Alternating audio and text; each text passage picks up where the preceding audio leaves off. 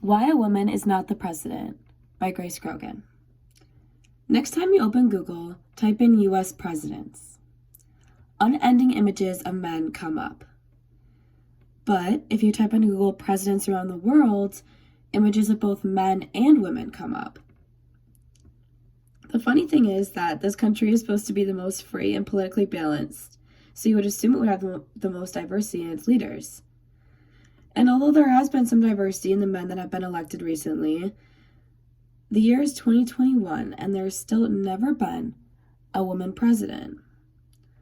I want to know why.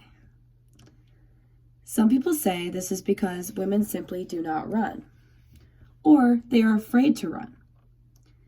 But the reality is, women have been running for office since 1872 when Victoria Woodhull, pictured right there, ran for president before women even had the right to vote. And in 1964, Margaret Chase Smith was the first woman to win a majority party nomination and qualified for the ballot in 6 state primaries. Since Margaret gained this first major party nomination for women, there have been 14 national elections. And not until 2008 did Hillary Clinton become the first woman to be listed as a presidential candidate in every primary and caucus worldwide. And then again in 2016, Hillary was the first and only woman to participate in a presidential debate. So why is this, if it's not for fear or for lack of interest, that women are not getting elected? I mean, why have women who gained the right to vote and the ability to run for office over 100 years ago have never been elected to office? Well,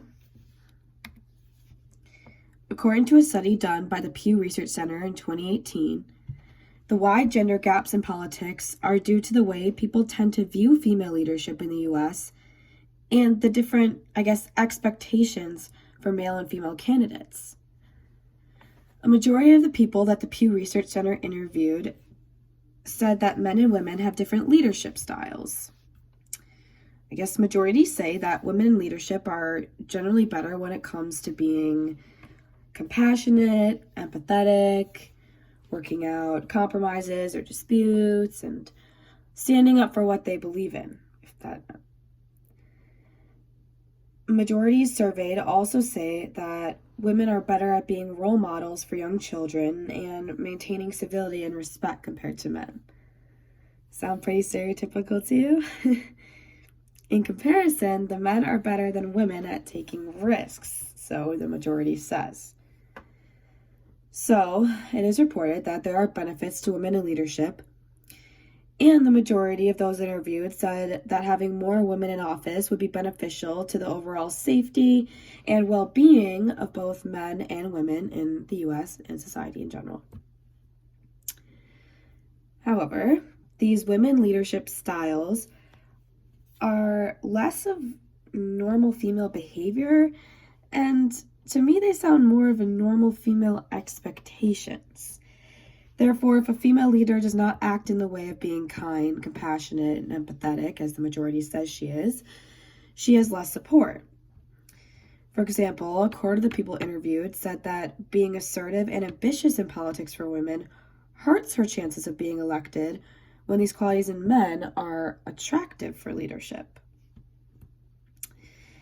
At a meeting at the American Psychological Association in Washington in 2000, it was revealed that after 5 years of research that almost all 42 presidents at that time, because the year was 2000, that the U.S. had elected had highly assertive personalities. Funny, right?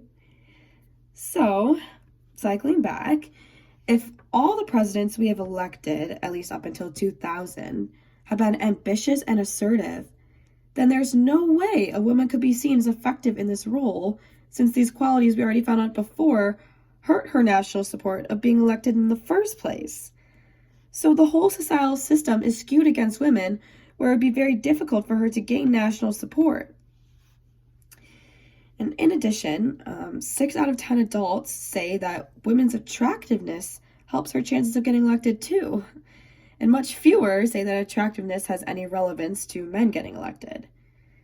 Therefore, maybe women's delayed trip to the president's office is not from a lack of women running, but instead this inherently skewed societal expectations for how a woman should act and look that make her unable to fit the ambitious and not always compassionate and kind role of being the President of the United States.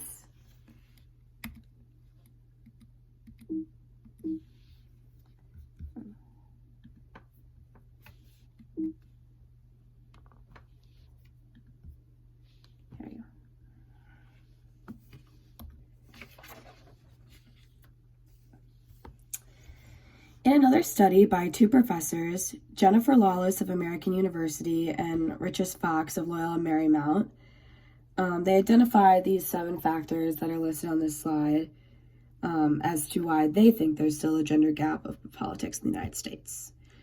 I think like 2 or 3 of them I would say go along with the Pew Research I identified earlier of how women are societally programmed as leaders to take less risks and be less competitive and scheming in the political scene, or so they're expected to be. However, they also discuss how women are more likely to react negatively to bad press about them and apparently become more emotional, which can cost them in election polls. They also have this expectation of being the primary household caretakers for children, which is number 7 listed on the slide. And this one I thought was interesting because this goes along with the bad press as well, because women, more so than men, can be advertised as being a bad parent since they're expected to be with their children more than a man running for office would, or at least society views women more negatively who are not actively involved with their family. So I thought that was one of the interesting factors that they had. All right. In this past year, in the 2020 election, Kamala Harris was elected as the first woman vice president ever. And although this was a major step for women in politics, many people, articles, reviews, newscasters, etc., that I was reading up about, portrayed her achievement of becoming the first woman vice president as an inspiration to young women to not be afraid to run for office. Now, I have a problem with that wording because, however, I discussed earlier today, it might not just be a fear or insecurities that are holding women back from office, but other societal expectations and views that make the process a lot harder for them. So, not to undermine that Kamala should be looked up to or viewed as inspiring to young girls. She definitely should. But I think it is also important for us to not just say that women in politics are inspirational because they are afraid of failure, because that's just not true, They could be many other explanations and reasons for why it's hard for women to become president.